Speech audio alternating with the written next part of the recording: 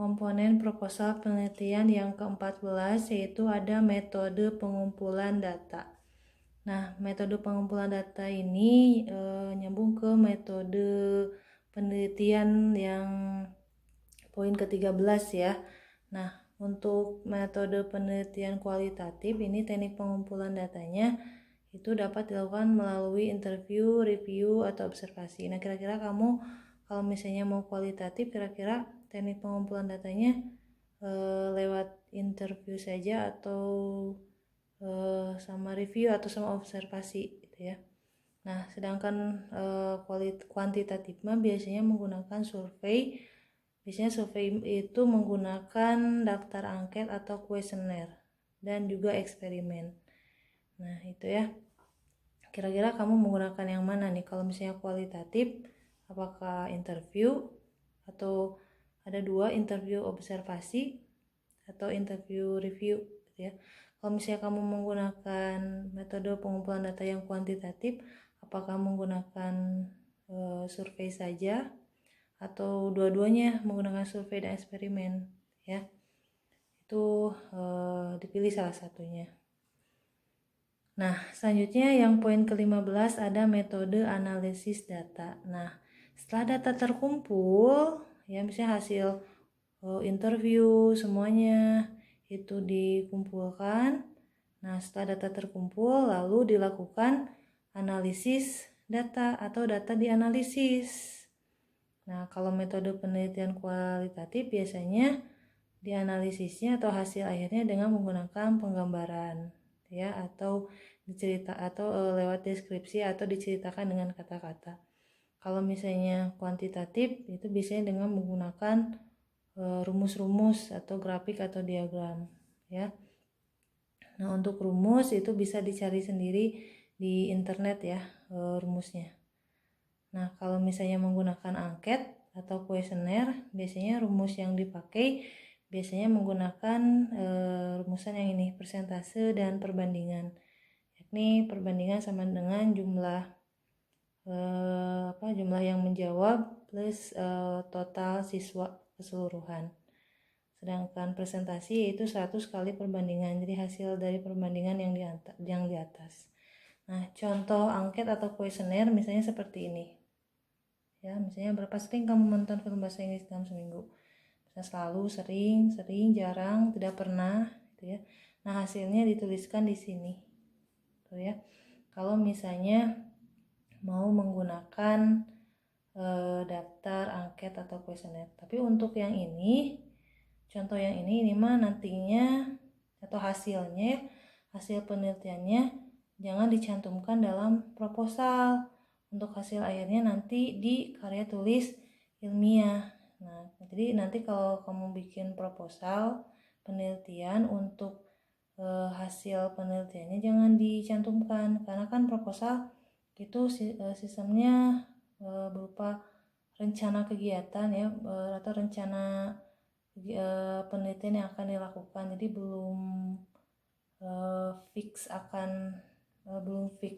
penelitiannya gitu kan, karena proposal itu kan bersifat rencana gitu ya, bukan penelitiannya gitu ya. Makanya jangan dicantumkan ini mah nanti di karya tulis ilmiah ya. Jadi nanti kalau di proposal mah cukup mencantumkan bentuk rumusnya, atau kalau misalnya kamu menggunakan metode kuantitatif. Tapi kalau misalnya menggunakan metode kualitatif ya, kamu paling mencantumkan penggambarannya saja misalnya ya, atau deskripsinya saja. Atau misalnya di sini saya menggunakan metode kualitatif yang mana analisis datanya menggunakan penggambaran. Oke, selanjutnya yang terakhir ada daftar pustaka. Nah, daftar pustaka ini berisikan sumber informasi atau materi yang menjadi referensi dalam menyusun proposal. Ini bukan menyusul ya, menyusun proposal. Nah, biasanya disusun sesuai nama penulis materi. Nah, daftar pustaka ini nyambungnya sama yang tadi ya, dengan kajian pustaka atau kerangka teori yang mana itu hasil dari kutipan-kutipan. Nah, kutipan itu sumbernya dari mana? Nah, itu ya maka cantumkan di daftar pustaka referensinya. Nah, sekarang bagaimana sih cara menulis daftar pustaka? Nah, cara menulis daftar pustaka nanti di video selanjutnya. Oke, selanjutnya tadi sudah dijelaskan ya proposal kegiatan sama proposal penelitian. Nah, proposal yang ketiga yaitu ada proposal proyek. Nah, proposal proyek ini yaitu proposal yang berkaitan dengan proyek kerja atau dalam bidang pekerjaan atau tulisan yang dibuat oleh seseorang ketika ada keinginan untuk membuat fasilitas atau bangunan tertentu. Nah, biasanya proposal ini disusun oleh pihak kontraktor, lalu diberikan kepada pejabat yang berwenang. Hal ini karena kontraktor merupakan otak dari pembuatan suatu bangunan. Nah, tujuan dari proposal proyek ini yaitu untuk memenangkan suatu atau sebuah proyek. Nah, untuk mendapatkan proyek tersebut biasanya melalui tender atau kompetisi. Nah, misalnya seorang kontraktor dia memiliki rencana untuk membangun jalan. Nah, kemudian rencananya tersebut dituangkan ke dalam bentuk laporan yang disebut dengan proposal. Kemudian diberikan kepada pihak yang berwenang. Nah, dalam hal ini si kontraktor dia harus mencari ide terbaik agar dapat memenangkan proyek tersebut. Nah, untuk sistematika penulisannya bisa cari sendiri ya di internet. Kemudian yang keempat ada proposal bisnis, yaitu proposal yang berkaitan dengan bidang usaha. Nah, biasanya proposal ini untuk menarik para investor untuk mendirikan suatu usaha. Nah, sistematika penulisan dan unsur-unsurnya juga bisa dicari sendiri di internet ya.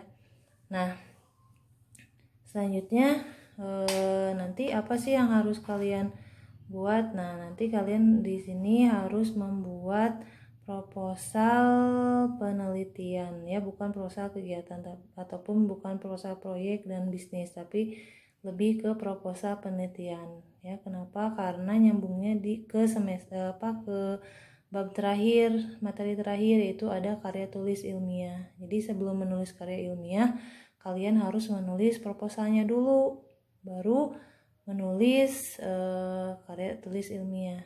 Jadi tahapan menulis karya tulis ilmiah itu memang tahapannya yaitu menulis proposal ya. Nah, untuk tugasnya ini harusnya memang per kelompok, bukan individu, tapi berhubung karena kondisinya seperti ini, jadi kalian buat dulu secara individu, nanti sudah masuk sekolah itu buat secara per kelompok, kelompoknya yang kemarin resensi. Nah, nanti dalam kelompok itu masing-masing dicari nih kira-kira proposal mana di antara anggota kelompok yang akan dijadikan proposal penelitian yang akan dikumpulkan. Nah, nanti kemudian si proposalnya tersebut dipindahkan atau ditulis tangan ke buku atau ke kertas HVS ya, dengan menggunakan tulisan tangan. Nah, jadi masing-masing anggota menulis ya, supaya kelihatan kerjasamanya walaupun tulisannya beda-beda.